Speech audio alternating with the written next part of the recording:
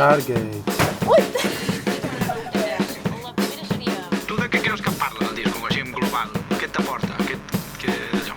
Bueno, hi ha com la temàtica general, que hi ha com un fil conductor amb tot de coses així celestes o de l'espai, no? Les estrelles, les òrbites, aquestes coses tan grans i la immensitat traduïda a coses de la vida quotidiana. Té molt contingut aquest disc. Bueno, jo el veig una mica com tornar a néixer. Em fa una mica aquesta sensació. Posar-se dins la pell dels personatges que parlen les nostres cançons, de fer-se les seves, i crec que això serà la clau. Creus que el disco en general sona a catarres o creus que hem divagat massa i sona massa lluny del nostre so o creus que ja està bé?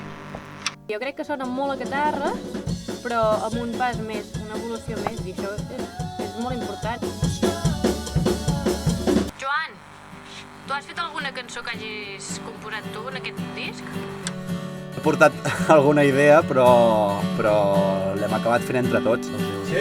La meva petita aportació en aquest disc ha estat sota la llum del sol, que era una guitarra que tenia feta des de fa bastant temps, que la Roser, tu em anaves dient és molt guai aquesta guitarra.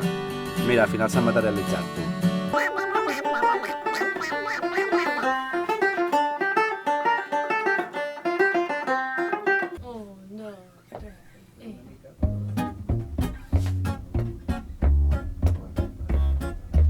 Que els catarres, el que ens caracteritza, el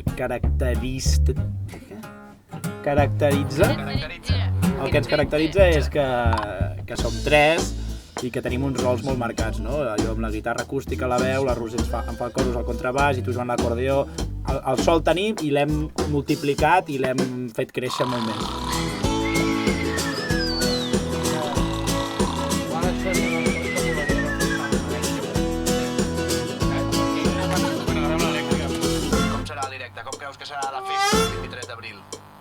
Tindrem la sort de poder fer un directe, un concert espectacular el dia 23. I és el primer de la gira i és un lloc tan especial, el Sant Jordi Club, que tots hem anat a veure concerts allà i bueno, és un repte per nosaltres també.